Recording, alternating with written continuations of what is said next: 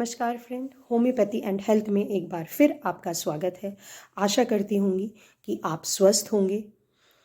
आज का टॉपिक रहेगा हमारा कैंसर, जो कि फीमेल्स में काफ़ी कॉमन है और बहुत ही कैंसर का नाम ही एक ऐसा है कि हम लोग सुनते ही डर जाते हैं।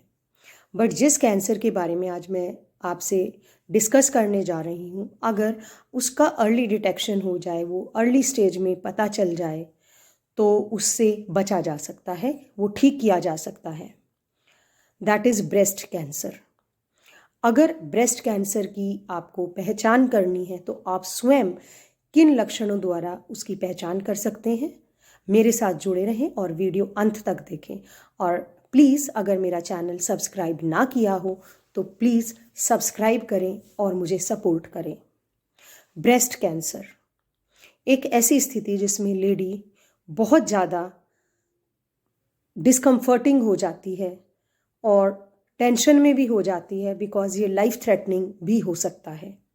लेकिन अगर इसका अर्ली डिटेक्शन हो जाए तो हम कैंसर से लड़ सकते हैं।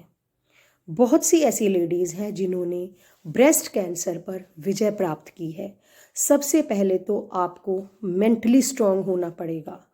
आपको सेल्फ कॉन्फिडेंस डेवलप करना होगा कि yes, I can defeat cancer and then you can.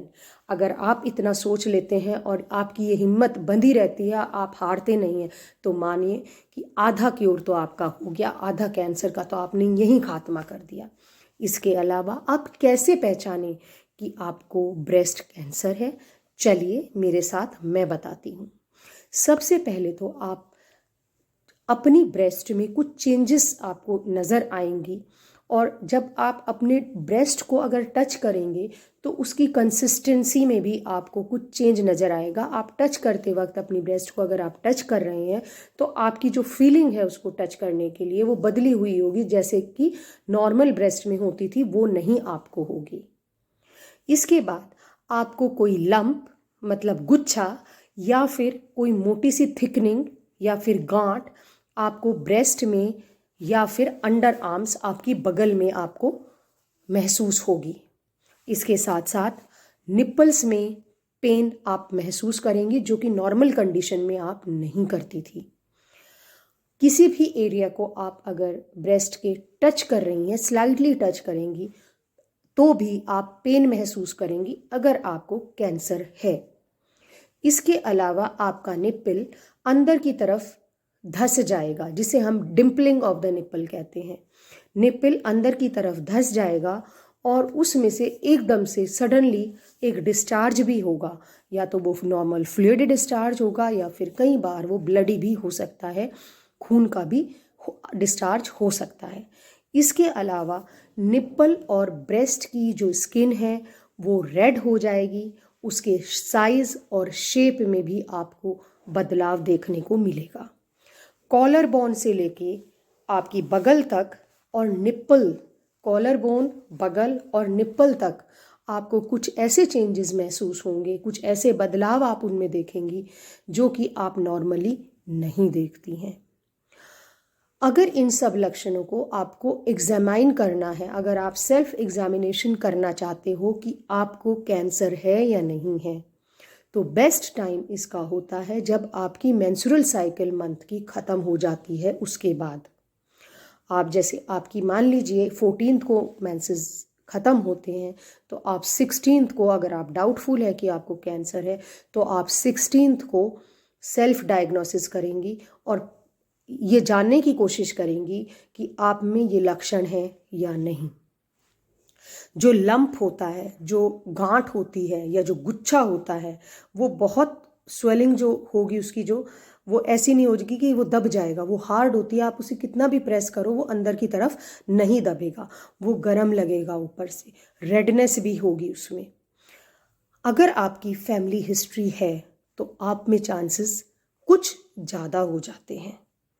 अगर आपको ये सारे लक्षण अपने मिलाने के बाद ऐसा लगता है कि आपको कैंसर है, तो देर ना करें, अपनी मैमोग्राफी कराएं और प्रॉपर डायग्नोसिस के बाद आप ट्रीटमेंट स्टार्ट करें। अपनी लाइफ को जल्दी से जल्दी हेल्दी मोड़ पर लेके आएं। इसके अलावा कुछ ऐसी चीज़ हैं जो आपको ध्यान रखनी होंगी अगर ब्रेस्ट कैंसर डायग्नोस होता है तो।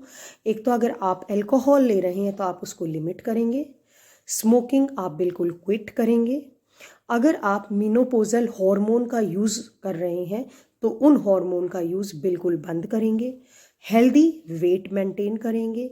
अगर आपका कोई ब्रेस्ट फीडिंग बेबी है तो आप कोशिश करेंगे कि आप उसको ज़्यादा से ज़्यादा फीड कराएं और अपने लेवल पर इतनी एक्सरसाइज ज़रूर करें कि आपका हार्ट स्ट्रेस ना हो, बिल्कुल बॉडी रिडन बेड रिडन ना रहें। और प्लीज़ अपना ख्याल रखें, स्ट्रेस ना लें।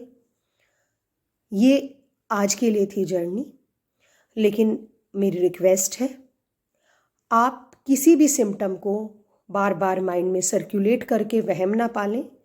और अगर आपको इन सिम्टम्स का लगता है कि ये आपसे मैच कर रहे हैं तो तुरंत अपनी जांच कराएं और अपना उपचार शुरू करें।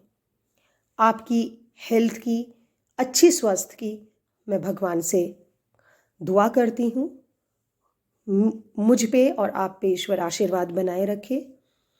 और अगर आपने मेरा चैनल सब्सक्राइब नहीं किया है तो प्लीज़ सब्सक्राइब करें और मुझे सपोर्ट करें। And for further information please visit our website homeoblessings.com। धन्यवाद।